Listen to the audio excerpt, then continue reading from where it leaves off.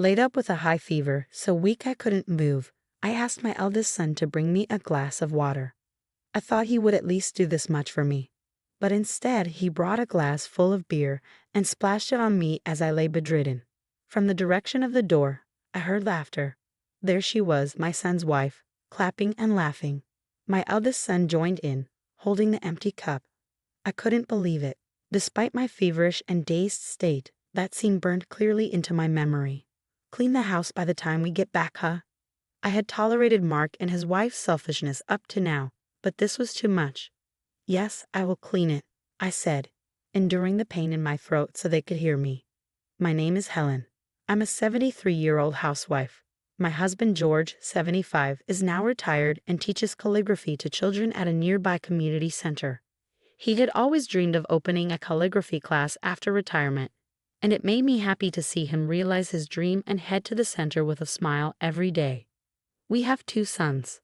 Our younger son is married with 2 elementary school-age children. However, our 44-year-old eldest son, Mark, was unmarried and living with us. He works part-time at a convenience store at night, but only about 4 days a week. He doesn't contribute any money to the household and leads a lazy life. Despite several warnings from both my husband and me, Mark didn't listen. He wasn't gambling or in debt, so eventually, we stopped warning him. One day, out of the blue, Mark announced he got married and brought his wife home without even greeting us.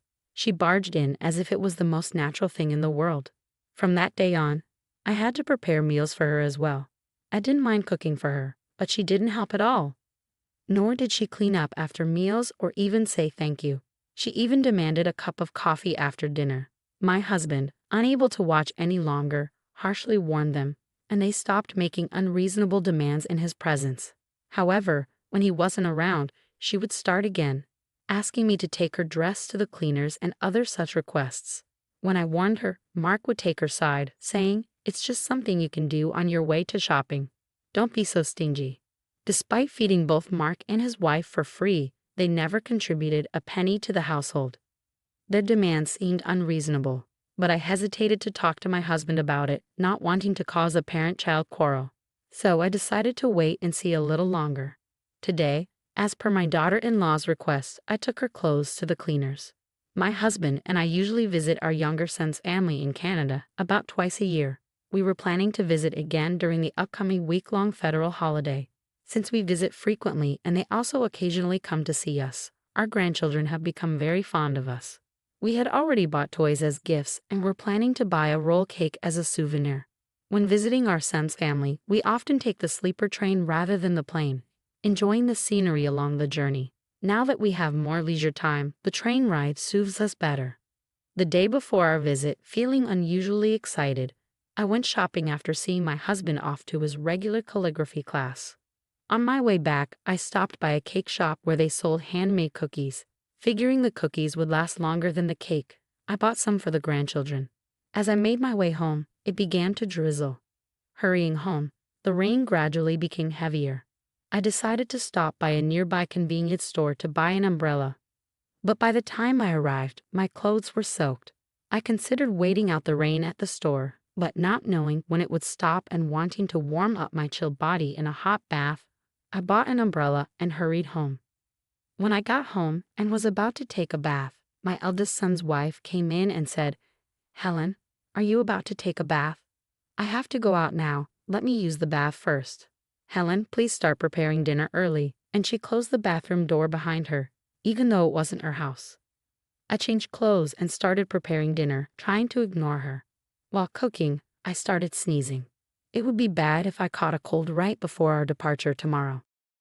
But my eldest son's wife, who had been in the bath for a long time, did not come out for over an hour. The next morning, the day we were supposed to visit our second son's family, I woke up feeling sluggish. My throat hurt and my nose was running. When I checked my temperature, it was 100 degrees Fahrenheit. Realizing that I had indeed caught a cold from yesterday's rain, I told George to go alone this time because I didn't want to pass my cold on to the grandchildren. George suggested canceling the visit, but we already had the sleeper train tickets. We also had the toys we bought as gifts for the grandchildren. So I insisted George visit our second son's family, even if it was just him. I gave him the cookies I bought at the cake shop the day before. Despite George's concern, I reassured him that it was just a slight fever and a minor cold, and that I would be okay after taking some medicine and resting at home. George usually doesn't talk much to our eldest son and his wife, but that day he told them I was feeling under the weather and made them promise to take care of the housework. After seeing George off with a smile, I was about to go back to bed when I heard my eldest son and his wife talking. "Oh, such a hassle. It's just a cold, right? But now that Dad's gone, we can be free for a while." I couldn't believe this was coming from the people who were living in our house without contributing to the expenses. But it was typical for them. You do realize the only reason you're able to live here is thanks to your father, right? When I pointed this out, Mark and his wife took offense, retorting, "We're doing you a favor by living with you in your old age." That's right. Normally, everyone hates living with their in-laws, my daughter-in-law added. It's ironic, as they're the ones who moved in with us without being asked. Yet they act as though they're doing us a huge favor. Despite feeling sluggish and wanting to rest, I ignored the remarks and returned to my room. That evening, my daughter-in-law came into my room and woke me up. "Mother-in-law, you're not planning on skipping cooking just because you're feeling a little sick, are you? You know I can't cook, right?" Telling your mother-in-law to cook because you can't isn't something a 35-year-old woman should say. I was feeling sick and wanted them to figure out their meals themselves. Even my husband should have warned them before leaving in the morning. I tried to ignore them and go back to sleep, but my daughter-in-law wouldn't leave the room. I thought it would be better to eat something light and take medicine, so I forced myself to get up and head to the kitchen to prepare some food. As I was preparing the meal, Mark came home. Despite seeing me in the kitchen wearing a mask, he didn't utter a word, as if it was the most normal thing in the world. Not only that, but he also demanded, "Hey, the bath isn't ready yet." It didn't matter to Mark and his wife whether I was sick or not. Knowing they wouldn't listen anyway and wanting to rest as soon as possible, I finished preparing the meal and went to prepare the bath. When I returned to the living room, Mark and his wife were having a lively conversation while eating. "We're going on a trip abroad the day after tomorrow, so please don't spread your cold to us." Surprised by their sudden mention of a trip abroad, I ate a light meal in the dining room, away from the warm living room, as my daughter-in-law suggested. In the living room, the couple was excited about their upcoming trip abroad. Mark was taking time off his part-time job, and they were going on a 3-week trip to Europe. I hadn't heard anything about them going on a trip abroad, but I was grateful they wouldn't be home starting the day after tomorrow. On the morning of the day Mark and his wife were about to leave for their trip, my cold had worsened to the point where I couldn't get out of bed. When I measured my temperature with the thermometer, I had nearly a 103-degree Fahrenheit fever. I was thirsty, but my headache was so severe that I couldn't even lift my head. In this state, Mark came to me. "Hey, cook us some food. You can still cook even if you have a cold." Tears welled up in my eyes at the sight of my son telling his sick mother to cook. "Eat out," I managed to say. At my words, Mark frowned but said nothing and started to leave the room. Before he left, I asked him to bring me a glass of water. I thought he would at least do that much for me, so I waited. But what Mark brought me was a glass full of beer, and he splashed that beer all over me as I lay bedridden with a high fever. From the direction of the door, a loud laughter echoed. When I turned to look, it was my eldest son's wife, clapping her hands in amusement. In front of me, my son Mark was also laughing, holding the empty cup. It was unbelievable. Although I was feverish and dazed, that sight burned clearly into my memory. "Make sure you clean the house before we get back, haha." I had tolerated Mark and his wife's selfishness up to now, but I couldn't stand it any longer. "Yes, I'll keep it clean," I mustered the strength to say loud enough for them to hear despite the pain in my throat. After that, Mark and his wife cheerfully left the house. I didn't even have the energy to wipe the beer-soaked mess from my face, and I fell asleep as I was. When I woke up, I felt somewhat refreshed, though my head was groggy. I remembered being splashed with beer by Mark, but surprisingly, I didn't feel sticky at all. The covers on my bed were also changed. Just as I was questioning what had happened, my husband George came in with a basin. Seeing me sitting up, he placed his hand on my forehead and asked, "Are you okay?" "Why is George here? Wasn't he supposed to be with our second son's family?" I tried to ask but couldn't voice it out. Noticing my confusion, George began to explain. He had taken a sleeper train to visit our second son's family, but he was worried about me and decided to return early. He didn't trust Mark and his wife to take care of me. Our second son's family also suggested he hurry back, so he flew home. When he arrived, he found me lying exhausted in bed with a strange smell of beer lingering around. He quickly cleaned my face with a damp towel, tidied up the area, and cared for me while I slept for a full day. When George asked me what had happened, I tried to explain, but my voice failed me. The memory of being splashed with beer by Mark brought tears to my eyes. Seeing this, George brought me some water and said, "Sorry, I shouldn't have asked you now. Just rest for now." He then went to prepare me some porridge. It turned out he had prepared the porridge so it would be ready whenever I woke up. The kindness of George brought tears to my eyes again. Thanks to George's care, I regained my energy in about 2 days. When I told George what had happened while he was gone, his face turned stern. "I can't stand it anymore." "Yes, me too." 3 weeks passed since Mark and his wife left for their overseas trip. While I was enjoying peaceful days with George, my phone rang. It was a call from Mark. "Here it comes," I said, pressing the answer button. "What the hell? Why is our house gone?" "Well, didn't you say to clean the house?" After I recovered from the cold, I told George everything about Mark and his wife's actions. How they forced a sick me to take care of things, how they threw beer on me while I was bedridden with a high fever, and how they went on an overseas trip themselves. After hearing my story, George muttered, "I can't stand it anymore." Until now, I had always been the one to calm George down. But after this incident, I didn't feel like pacifying him anymore because I myself couldn't forgive them. Actually, George and I had been secretly planning to build a new house without telling our eldest son and his wife. The house isn't finished yet, but we moved into a monthly rental apartment and sold our house in order to stun them with the news. We have been told that someone wanted to buy our land to build a shop, so the sale happened quickly. Originally, we had planned to keep the old house for our eldest son and his wife. But after the way they treated us, there was no need to consider them anymore. The place has already been turned into an empty lot, so they must have been shocked to find the house gone. The new house will be completed in about 2 weeks. A carpenter we know has allowed us to store our belongings and furniture there in advance as we've explained the situation to him. We disposed of all of our eldest son's and his wife's belongings. When we told them this, our eldest son shouted, "Are you kidding me? I'll report you to the police." His wife was also yelling in the background. At that moment, George took over the phone and I switched it to speaker mode. He said to our eldest son in a low voice, "Go ahead, tell the police. I'll tell them too. You guys threw beer at your sick mother, then went on a vacation abroad, and even forced her to do housework while she was sick. Who do you think is the bigger sinner? You guys or us for disposing of your things?" My husband's face as he spoke to our eldest son was like a villain's. "This has nothing to do with that. Selling the house. Where are we supposed to live? Where are you guys even staying?" Our son yelled back. George replied, "That house was originally ours. It's our right to sell it. Plus, you're no longer our son. Don't contact us anymore." And then he hung up. 2 weeks later, we got a call saying that our new house was completed, so George and I headed over. The call was from the carpenter, a friend of George's. He's about 60 years old and the site supervisor. He showed us around the house, explaining the layout.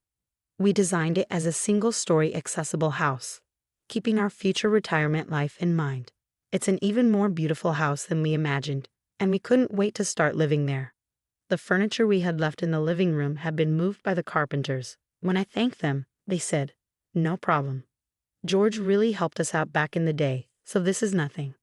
And so the two of us, George and I, started living in our new house. The house was even more comfortable than we had imagined, and our life was peaceful without our eldest son and his wife around. However, about a month after we moved into the new house, our devilish eldest son and his wife showed up. Neither George nor I had told them our address, and our younger son Mark and his wife shouldn't have told them either because we explained the situation. They'd probably hired a detective or something to find us. "Hey, it's not fair for you to sell the house, dispose of our stuff, and then move to such a nice place by yourselves. As your eldest son, I have the right to live here, don't I?" Our son said, glaring at us with large bags in his hands.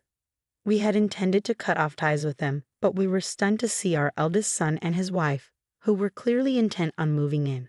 Just then, voices came from the back of the house. "What are you guys here for? To what end? After taking our living place, how dare you ask such a thing? From today, we're living here too," our son said. As they were about to step in, the front door opened. "Huh, Mark?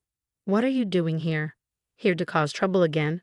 Come on, you're old enough to stand on your own 2 feet," Stephen said with a look of disbelief on his face.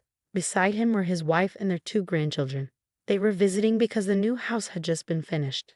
After relaxing at home for a while, Stephen's family had gone to a nearby convenience store. "Who is that? Are they bad people?" Fifth grader Sophia asked innocently. My husband, who had just been about to drive Mark and his wife away, suddenly had an idea. "While Stephen's family is staying for a week, you two should also stay here. I won't allow you to squat here indefinitely, though." With that, he welcomed everyone at the entrance into the house. The living room gathered, and the first to lounge on the sofa were Mark and his wife. "Man, I'm beat. Mother-in-law, can I have some coffee?" "I'll take mine black," Mark said casually. Stephen's wife was taken aback by the casually made request of Mark and his wife. At this, the grandchildren rushed to Mark and his wife. "Why can't you two do that yourselves when you're adults? Even I, a kid, can pour my own juice." The innocent comments of the grandchildren made Mark's wife uncomfortable, and she went to pour her own coffee. However, the grandchildren's why attacks continued. "Why can't you cook even though you're an adult woman? My mom can cook anything. Why don't you clean up after yourself? Both my dad and I always clean up the plates when we're done eating. Why can't you do that? My sister and I always do it ourselves." The grandchildren, perhaps due to the good upbringing by Stephen's wife, were responsible and often helped her. Stephen also didn't just leave everything to his wife. They worked together. Therefore, it was probably perplexing for the grandchildren that Mark and his wife didn't do anything themselves. At first, Mark and his wife had retorted, but the why attacks didn't stop, and by the end of the week, they were both exhausted. Mark's wife in particular seemed to dislike being called auntie. "Don't call me auntie," she told her grandchildren in earnest. But when they replied, "Why not? You're an auntie, aren't you? You're not young enough to be called sister," she was shocked. Even I and Stephen, who were listening nearby, couldn't help but laugh. After Stephen and his wife left, we sent Mark and his wife away. They were worn out by the children's incessant why attacks, so we were able to drive them away without much resistance. However, a few months later, we received a message asking, "Can you lend us some money?" Up until now, they had been staying in our home, eating our food without paying a cent in rent or living expenses. Since Mark, our oldest son, was making enough money from his convenience store job to cover all expenses, it wasn't a problem at all. Now that they had been kicked out of the house, Mark and his wife were supposed to start paying for their own rent and living expenses. Yet, they kept spending money as they used to, seemingly living off borrowed money without any savings to speak of. Their only income was Mark's salary from working at a convenience store 4 days a week. Mark's wife seemed to have no intention of working. Considering their situation, it was audacious to say the least for them to ask, "Can you lend us some money?" "We will never lend you money in the future, nor will we help you," we told them, and then blocked Mark's number. A few days later, while my husband and I were out, we received a call on my husband's phone from our home security company. There was an intruder in our house, and they sent us the video footage. It turned out that Mark and his wife were trying to sneak into our house through a window. It was pitiful that they were resorting to breaking into their parents' house to steal money because they were broke. At least they hadn't caused trouble for others, but that's not saying much. Mark and his wife were quickly apprehended by the security and were taken away by the police, who were called to the scene. They were released because they were family, but not before being harshly scolded. Since then, Mark and his wife stopped forcing their way into our house or trying to break in. We have both blocked their calls, so we never receive phone calls from them. According to Stephen, our second son, he also received a request for money from Mark. Apparently, Mark had borrowed money from loan sharks and was now on the run because he couldn't pay it back. "You reap what you sow. Pay back the money you borrowed yourself," Stephen said, and blocked Mark's number as well. We don't know what happened to Mark and his wife after that, but we chose to forget about the people who left us as they poured beer over a sick person with no involvement with Mark and his wife. My husband and I are enjoying our peaceful everyday lives. My husband used to teach calligraphy classes at the nearby community center, but now he teaches at home in a room we designed for that purpose. When Stephen and his family come to visit, the grandchildren and other children take calligraphy classes together, and they seem to be having a good time making friends. I am grateful for these peaceful days and am making the most of each day.